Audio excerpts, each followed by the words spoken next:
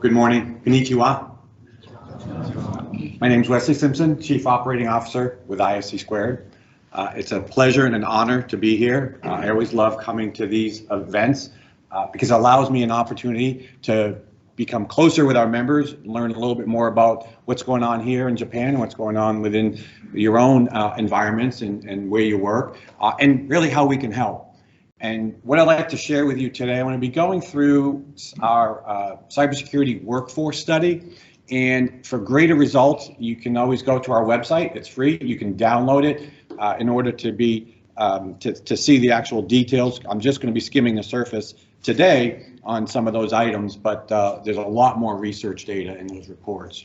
And for today, the numbers I'm throwing out there are probably going to be more centered to the United States, but it'll give you a good benchmark of globally how we can compare. So I know a lot of you are members and you know who ISC Squared is, but I just want to hit a couple of high points on who we are and where we're going, and also the history of where we came from.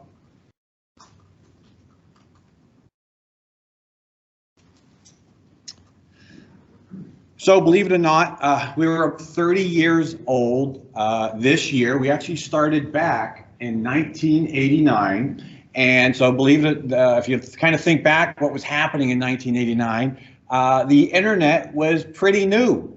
And there wasn't a whole lot of the web that we have today and how we were able to communicate and collaborate, as well as jobs. So back in 1989, our founders had the foresight to say, hey, you know, this internet, this cybersecurity thing, it's going to be pretty big. And we probably need to get some standardization. We probably need to get some good framework. And we probably need to start creating an industry that we can track through certification.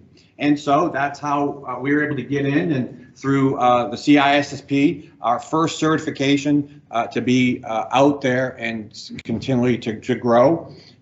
We have also, today, we are the world's largest non-profit member association, and where you can see all the different certifications that have come out over the last 30 years. You may only know us by the one, the CISSP, because it is the most globally recognized and accepted around the world, but we actually have 9. We have 9 different certifications out there.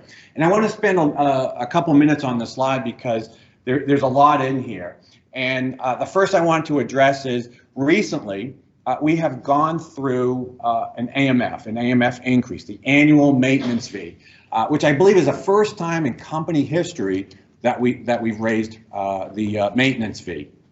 And part of that reason was, well, over 30 years, costs have gone up a little bit. And the number one reason is because the certifications that you all hold, we want to make sure that they maintain the relevancy. So what do I mean by that relevancy? Well, when you took the exam, it probably wasn't very easy for you. And we really wanted to make sure that we understood and that you understood the industry, as well as that you had the proper experience in order to hold that certification. And so that engine to go through and maintain and update our certifications is a very long and timely and costly process to do that. So we always want to keep it relevant. We always want to keep it up to date. And we do that through all of you, through our members. And one of the questions I get asked a lot is, why do you make that exam so hard? Well, it's not us. We don't create the exam items. You guys do. All of our items are written by you. It's written by our members. If you haven't participated in one of these workshops, the JTAs, Joint Task Analysis, I strongly encourage you to. And we pay for everything. We fly in, we go through a multi-day workshop to write these items for our certifications. It's a great experience, and you start to work with your peers across the globe on making sure that these certifications stay relevant. Yes. すみません、このページでこんなに喋ると思わなかったんで簡単に言うとですね、今年会費をちょっと上げさせていただきましたと、その理由としてはですね、やっぱりその試験問題を最新の条件アップデートするのにすごくやっぱりどうしてもお金がかかると。で、これだけの資格をですね、最新の状態にアップデートしていくというところのコストがどうしても負担するためにですね、お金が必要だというところで、ちょっと我々のこの30年の歴史の中で初めて会費を上げさせていただいたということになっております。で、具体的にその問題作成というのはメンバーの方にですね、来ていただいて、で、問題って機密性が高いので、もう飛行機で来ていただいて、ホテルの中で缶詰にしてですね、そんな問題を作っていただくというような形で、やっぱりどうしてもお金がかかってしまうというところで、ご理解いただきたいということを言っておりました。よろしくお願いします。Thank you, Aguma-san. Just a couple other points on this slide. I do want to point out that the CCSP, our Certified Cloud Security Professional, that is actually our fastest growing certification in history. We have, just within the last couple of years when it came out, over 5,000 members that are currently holding that certification. And one other point before I move off the slide, with the AMF change, we also changed how we charge for having multiple certifications. It used to be that if you held 1, 2, or 3 certifications, you had to pay 3 separate fees. Now, with that change of the AMF to 125, you could have all 9 certifications and just pay that one fee of 125. So we no longer charge for having multiple certifications. 再び出てまいりました。CCSP がですね、今やっぱり非常に伸びている資格っていうところで、違いました ?CCSP クラウドの資格でございます。で、会費がですね、今年上がったのに従い、ルールもちょっと変わりまして、昔は資格1個ごとにお金をいただいてたんですけれども、いくつ資格を取ってもメンバーの会費という形でいただくので、この機会にぜひ CCSP の取得もご検討いただければなと、会費変わりませんのでというところを申しておりました。Thank you. All right. Let's move over to the next slide just to let you see how big your network is and the association that you're all part of. So we have over 140,000 members today located in 170 countries. Now, of that 140,000 plus members, 133,000 are the CISSP. So you can see that does make up roughly about 85, maybe 86% of the certifications that we do hold. And then globally, it's 154 total certifications, 1,000 certifications awarded. And why that number is different from the 133 or the 140, you probably have that question in the back of your mind. That's because there are multiple certifications that are being held by members. So that's what that difference is from the 140 to the 154.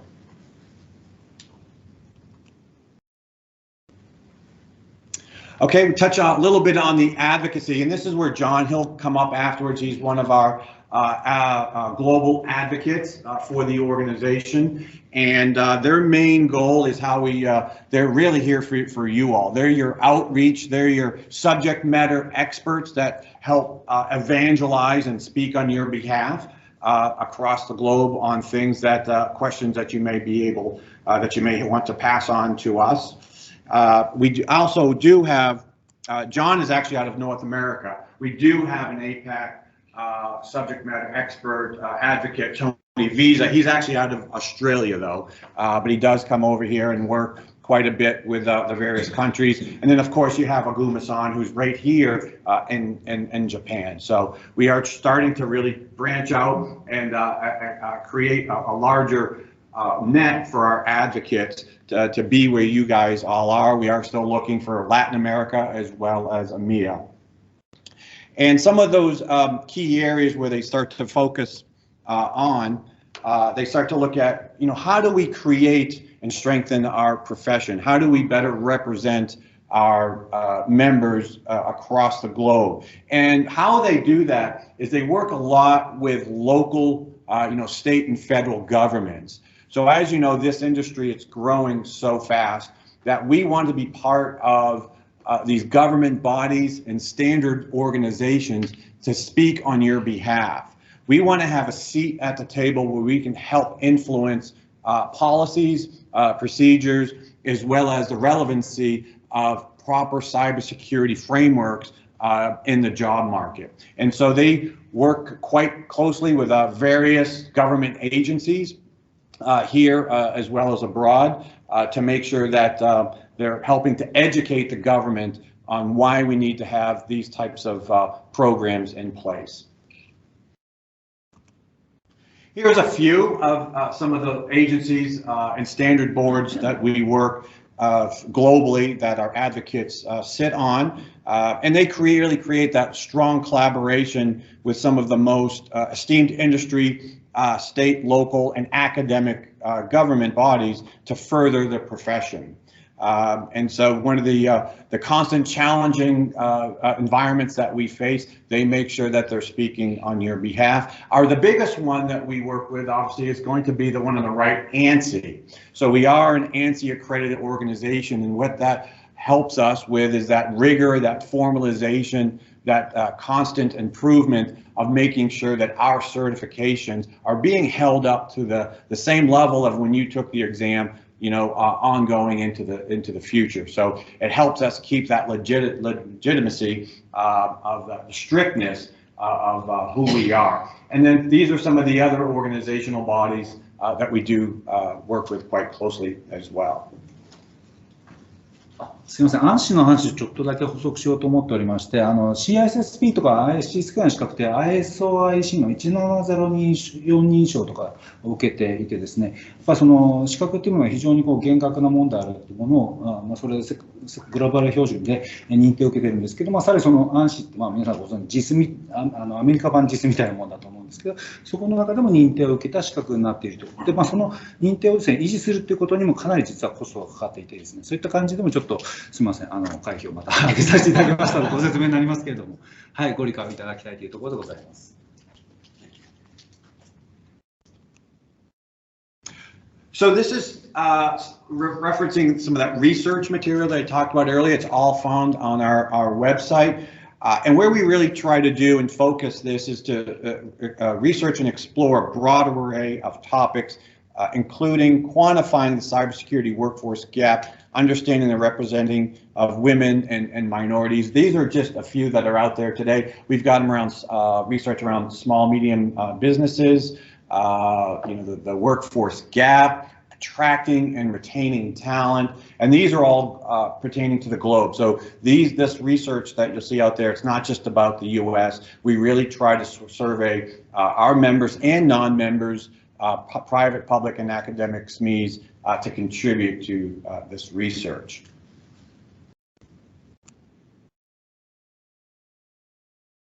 So let's talk a little bit about the industry landscape on how and what you guys are all seeing about the increasing threats that we've all been experiencing. So since 2005, there has been over 10 billion records that have been breached. And so let me just put that into perspective. When you think about 10 billion, there's only about 7.4 billion people on the planet. So that means your records have been exposed multiple times. So it's not just once, it's now multiple times that your data has been utilized by third parties, whether it's through social media, through the products and services that you purchase, and through other companies and other types of devices. So basically what you're seeing is that organizations, companies, they're having a tough time securing your data, your PII, and it's getting out there. すいません、訂正です。数字が大きすぎて10億じゃないです。これ100億でしたね。失礼しました。はい。One of the recent studies that we completed was around the workforce talent shortage. And so currently there's about 2.9 or really 3 million of talent shortage to fill vacancies that will be opened up over the next couple years. And so where is that going to be coming from? And this is something that all employers, both the private, public, academic, across the globe, that we're all trying to drastically look at on how we're going to fill. And I'll give you a few different ideas of how we can do that together.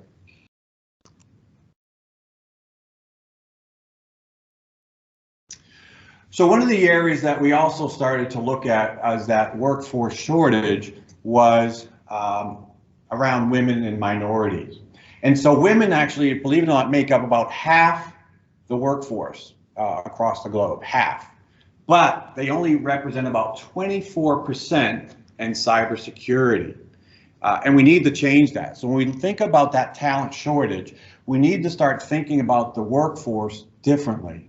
And so one of the things that we need to start looking at how we're going to address that is making this industry, this profession, more attractive. And it's more attractive to everybody. So, you know, tapping into the women, tapping into the minorities, tapping into transitioning veterans, tapping into the younger generation.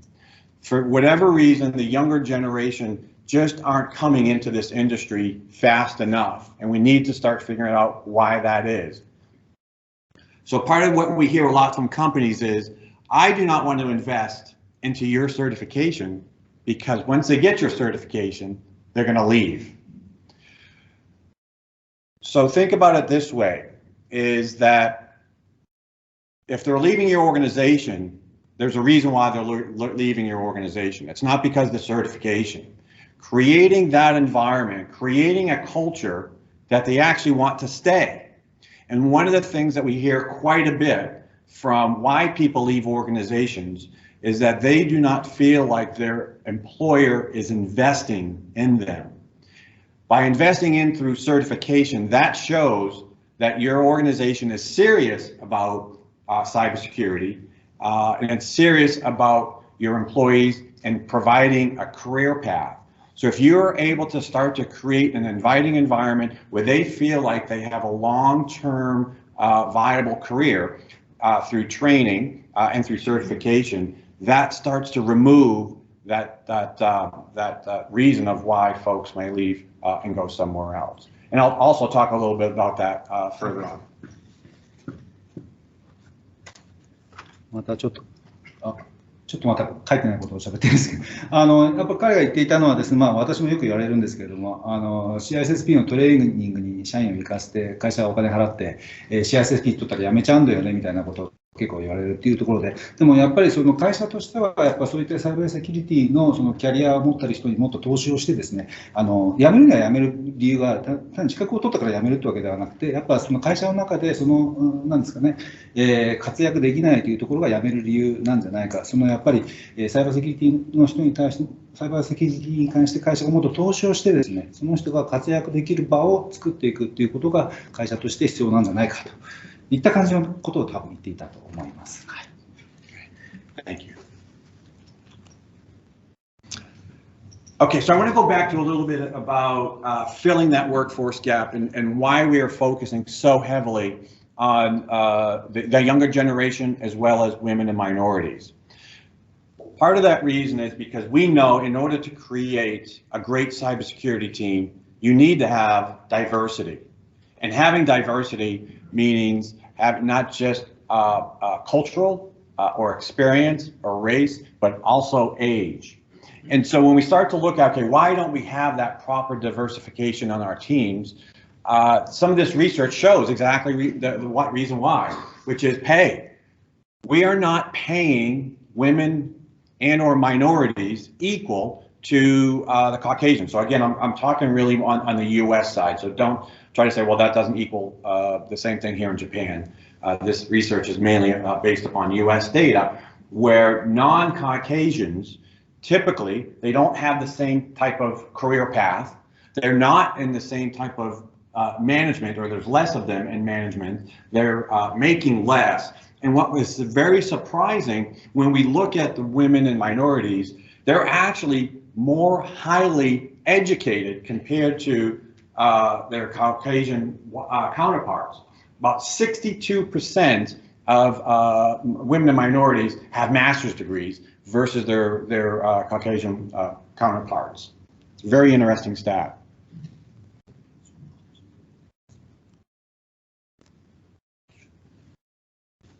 Point だけ、コーケージャンって白人のことを一般的に言う。要は白人に対して、他の人種の人のやっぱり給与がどうしても低くなっているという、実情があることを申しております。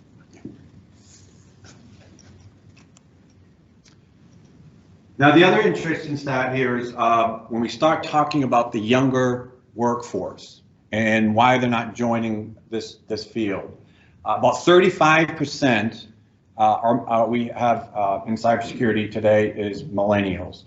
We know it needs to be a lot higher than that. When you start to look at over the next 10 years, the baby boomers and Gen X, they're going to start to retire. We need to start backfilling those folks, as well as start being able to backfill all these new positions that are going to be opening up over the next couple of years.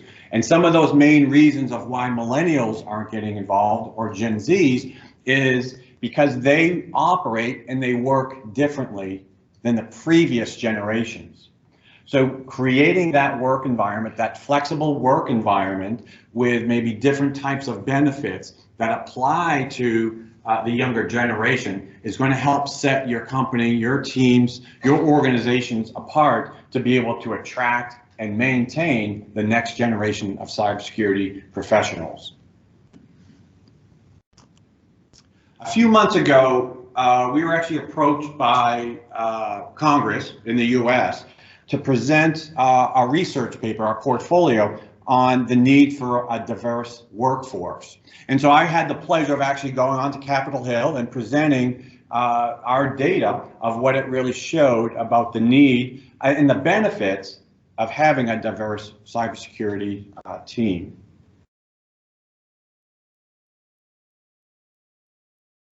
So I want to go over the next couple slides of some of the solutions that I presented in order to attract and retain diversity into the workforce, into the cybersecurity arena. So according to McKinsey & Company research, organizations with more diverse workplaces outperform financially to organizations that actually don't have a diverse workforce. And also by having a diverse workforce, they were able to show greater innovation and greater camaraderie, and a greater culture was being put in place. So the first solution, this seems like a no-brainer, equal pay. We need to have parity on how we're paying our workforce, regardless of their age or regardless of their race, regardless of their gender. We need to start normalizing this. It is actually a deterrent for getting people into this workforce, into cybersecurity. Second area is advancements. We have less women and minorities in leadership positions. That's also discouraging because they don't feel like they have a career path. They feel like once they come in, they hit that glass ceiling really quick. So the more advancements and leadership opportunities are needed to provide for the deserving professionals that want to come and stay into this career field. Third area, mentorship programs. This is really was key to the millennials and the Gen Zs, the next generation. They want mentorship. They want coaching. They want the organization to invest in them to make them feel like they're part of the team. And this is where you all come in with the experience, especially as certification holders. They want to be able to learn from you and to pass down what you have learned in your careers onto them. And there's many ways we can do this. You can even start this today within your own organizations, a mentorship program, if you don't have that today.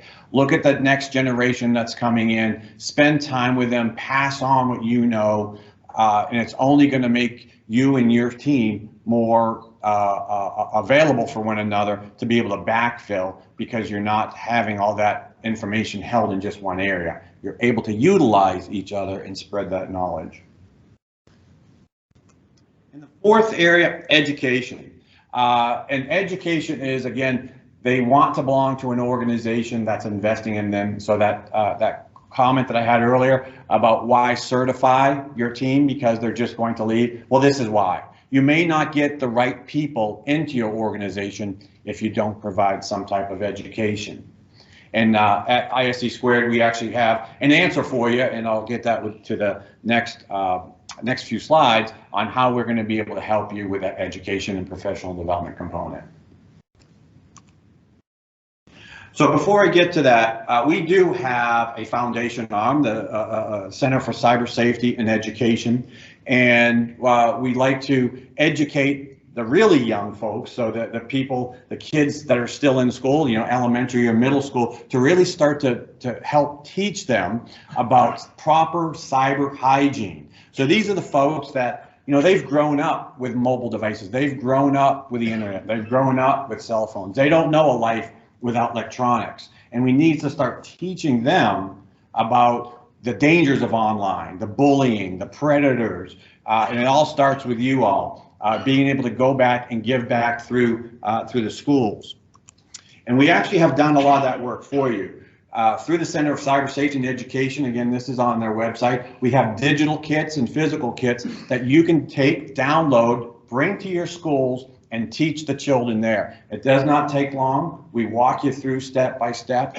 And a lot of these videos, this program was actually created in partnership with Garfield, Paws Inc., and Jim Davis, the creator. And you can actually see videos of the creator of Garfield on our website with our very own CEO, David Shear.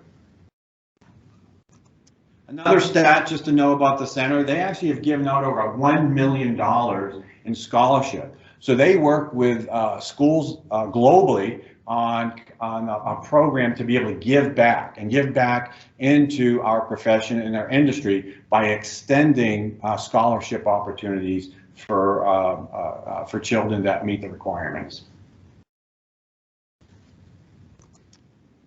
Let's get into how do we help the training deficit of what's going on, of what our members are looking for. So just this year, we created a brand new arm of the organization called the Professional Development Institute. And the whole idea behind the Professional Development Institute was to give back to our members. So we have today over, I think, 19 courses available to you for free as members. And it's in a wide variety of topics for your continued learning. So if you haven't already, log into the portal and go check out all the different classes. We have not only immersions in the technical side, but we also have it on the soft skills side. So we have things around communication, on how to facilitate meetings, how to talk with the C-suite, how to talk with the CISOs. We do have pen testing and malware and cloud security. So there's a whole bunch of things that I'm sure will start to be of interest to you. And we're not done yet. We're going to have 30 by the end of this year. So by December, we'll have 30 courses out there. Now, these courses, they are eligible for CPEs. But again, we don't just give things away here. You actually have to sit through the course, and there are interactions and there are assessments. And as long as you get a 70 above, you'll get those CPEs towards your annual CPEs that you need. So it's not all of your CPEs, but we do like to provide a one-stop shop where you can get the majority of those CPEs and not have to purchase them. So we'll continue to provide that. We're actually on scale to do 50 different classes, I think, over the next year. So you'll see out there that continue to grow in that catalog and that course curriculum. And so where that comes from, again, it comes from you. It doesn't come from us just thinking about what are those courses, what are those immersions that we want to teach. It actually comes from our members saying, hey, I would like to know more about this topic. And then we go off and create it. And they're very well done and they're very professional. But there is also an opportunity that if you all would like to create a course for us, we do create a development kit, an environment where our members can create courses for the rest of our members. And we do pay you for it, so we're not asking you to do this stuff on the side. But if there's a particular area of interest that you have an expertise in that you would like to share, let us know, and we'll provide you with that environment to go off and create that curriculum for the rest of the organization. はい、これ PDI って言ってですね、皆さん会員ページにログインしていただくとですね、気づかれた方もいらっしゃるかもしれませんが、トレーニングが受けられるようになってます。で、CPE もここで得られることができますので、必ずしもそういったですね、教育の場所に行かなくてもこういったトレーニングを受けることができます。で、今ちょっと19コースほどで年内に30ぐらいにするというお話もありましたけれども、今のところまだ英語だけではありますが、ちょっとこれ日本語化しようという話を今ちょうどしているところですが、ちょっとシステム的にですね、多言語化をどうやって実現するかというところで今ちょっと悩んでいるところではあるんですが、近いうちに日本語化も提供したいと思います。で、あと、こういったトレーニングが欲しいとかですね、あとは、自分がトレーニング提供するよっていうようなこともできるというふうに聞いております。で、私もこれ初めて聞いたんですけど、トレーニング作っていただいた方にはちゃんと費用もお支払いするらしいので、そういったのも含めてご検討いただければというふうに思います。はい。So as I was talking earlier about investing into your teams, investing into your staff, ISC Squared is investing in all of you. And we want you guys to have career, lifelong learning opportunities. And that's where the PDI comes into. It's creating that educational curriculum that will grow with you throughout your career. So as you start to scale up in various areas, we want to help you. We want to take those areas that you may not have a lot of expertise in and help grow those so you do. So this is actually one of the pieces that got published after our congressional hearing due to the testimony that the media was actually there and presented. They wrote this up that really talks about the government needs to diversify its cyber workforce. So again, this is a hot item in the U.S. government that they're really looking at not only just attracting and retaining people into the cybersecurity workforce, but also how to create and diversify our workforce by attracting the next generation, as well as making it attractive for women and minorities. And that was my last slide. Arigato.